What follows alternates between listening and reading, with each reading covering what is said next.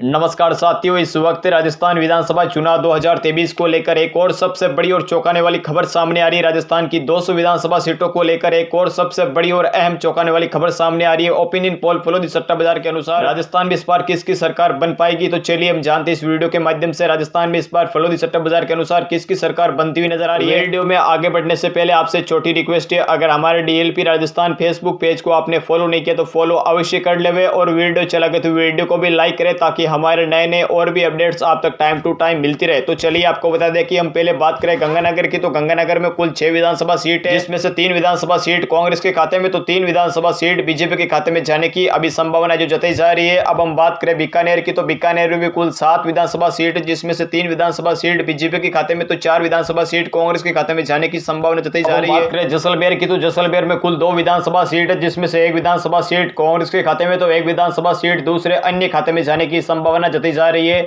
अब हम बात करें बाड़मेर की, तो बाड़मेर में कुल 7 विधानसभा सीट है, जिसमें से 6 विधानसभा सीट बीजेपी के खाते में तो 1 विधानसभा सीट कांग्रेस के खाते में जाने की संभावना जताई जा रही है। हम बात करें जालौर की, तो जालौर में भी कुल 5 विधानसभा सीट है, जिसमें से पांचों की पांचों विधानसभा सीट कांग्रेस के खाते में जाने की संभावना जताई जा रही है। अब हम बात करें सिरोही की, तो सिरोही में कुल 3 विधानसभा सीट है, जिसमें से 1 विधानसभा सीट बीजेपी के खाते में तो 2 विधानसभा सीट कांग्रेस के खाते में जाने की संभावना जताई जा रही है। बात करें उदयपुर की, तो उदयपुर में भी कुल 8 विधानसभा सीट है, जिसमें से 5 विधानसभा सीट बीजेपी के खाते में तो 3 विधानसभा सीट कांग्रेस के खाते में जाने की संभावना जताई जा रही है। हम बात करें डूंगरपुर की, तो डूंगरपुर में कुल 4 विधानसभा सीट है, जिसमें से 1 विधानसभा सीट बीजेपी के खाते में तो 3 विधानसभा सीट कांग्रेस के खाते में जाने की संभावना जताई जा रही है। बांसवाड़ा की, तो बांसवाड़ा में कुल 5 विधानसभा सीट है, जिसमें से 2 विधानसभा सीट बीजेपी के खाते में 3 विधानसभा सीट कांग्रेस के खाते में जाने की संभावना जो जताई जा रही है। अब हम बात करें प्रतापगढ़ की, तो प्रतापगढ़ में कुल 2 विधानसभा सीट है, जिसमें से 2 विधानसभा सीट बीजेपी के खाते में जाने की संभावना है। प्रतापगढ़ से कांग्रेस पार्टी को काफी नुकसान का सामना जो करना पड़ सकता है। अब हम बात करें झालावाड़ की, तो झालावाड़ में भी कुल 4 विधानसभा सीट है, जिसमें से 2 विधानसभा सीट बीजेपी के खाते में तो 2 विधानसभा सीट कांग्रेस के खाते में जाने की संभावना है। बात करें चित्तौड़गढ़ की, तो चित्तौड़गढ़ में भी कुल 5 विधानसभा सीट है, जिसमें से बीजेपी के खाते में 2 और कांग्रेस के खाते में 3 विधानसभा सीट जाने की संभावना जताई जा रही है। अब हम बात करें कोटा की, तो कोटा में भी कुल 6 विधानसभा सीट, जिसमें से बीजेपी के खाते में 2 और कांग्रेस के खाते में 4 विधानसभा सीट जाने की संभावना जो जताई जा रही है। अब हम बात करें सममान सिंह की, तो सममान सिंह में कुल 4 विधानसभा सीट है, जिसमें से 1 विधानसभा सीट बीजेपी के खाते में तो 3 विधानसभा सीट कांग्रेस के खाते में जाने की संभावना जो जताई जा रही है। अब हम बात करें जयपुर की, तो जयपुर में कुल 19 विधानसभा सीट है, जिसमें से 6 विधानसभा सीट बीजेपी के खाते में तो 13 विधानसभा सीट कांग्रेस के खाते में जाने की संभावना जो जताई जा रही है। बात करें करौली की, तो करौली में कुल 4 विधानसभा सीट है, जिसमें से 2 विधानसभा सीट बीजेपी के खाते में तो 2 विधानसभा सीट कांग्रेस के खाते में जाने की संभावना जताई जा रही है। बात करें भरतपुर की, तो भरतपुर में कुल 7 विधानसभा सीट है, जिसमें से 1 विधानसभा सीट बीजेपी के खाते में, बाकी 6 की 6 विधानसभा सीट कांग्रेस के खाते में जाने की संभावना जो जताई जा रही है। भरतपुर से बीजेपी पार्टी को काफी नुकसान का सामना जो करना पड़ सकता है। बात करें सीकर की, तो सीकर में कुल 8 विधानसभा सीट है, जिसमें से 3 विधानसभा सीट बीजेपी पार्टी को और कांग्रेस पार्टी को 5 विधानसभा सीट मिलने की संभावना जो जताई जा रही है। बात करें झुंझुनू की, तो झुंझुनू में कुल 7 विधानसभा सीट है, जिसमें से 3 विधानसभा सीट बीजेपी पार्टी को तो 4 विधानसभा सीट कांग्रेस पार्टी को मिलने की संभावना जो जताई जा रही है। बात करें चूरू की, तो चूरू में भी कुल 6 विधानसभा सीट है, जिसमें से 3 विधानसभा सीट बीजेपी पार्टी को तो 3 विधानसभा सीट कांग्रेस पार्टी को मिलने की संभावना जो जताई जा रही है। बात करें भीलवाड़ा की, तो भीलवाड़ा में कुल 7 विधानसभा सीट है, जिसमें से बीजेपी पार्टी को 3 और कांग्रेस पार्टी को 4 विधानसभा सीट खाते में जाने की जो संभावना जताई जा रही है। अब हम बात करें राजसमंद की, तो राजसमंद में कुल 4 विधानसभा सीट है, जिसमें से 3 विधानसभा सीट बीजेपी के खाते में तो 1 विधानसभा सीट कांग्रेस के खाते में जाने की संभावना जताई जा रही है। बात करें हनुमानगढ़ की, तो हनुमानगढ़ में कुल 5 विधानसभा सीट है, जिसमें से 3 विधानसभा सीट बीजेपी के खाते में, बाकी 2 विधानसभा सीट कांग्रेस के खाते में जाने की संभावना जो जताई जा रही है। अब हम बात करें नागौर की, तो नागौर में कुल 10 विधानसभा सीट है, जिसमें से 3 विधानसभा सीट बीजेपी पार्टी को, 7 विधानसभा सीट कांग्रेस पार्टी को मिलने की संभावना जताई जा रही है। बात करें जोधपुर की, तो जोधपुर में भी कुल 10 विधानसभा सीट है, जिसमें 1 विधानसभा सीट बीजेपी पार्टी को,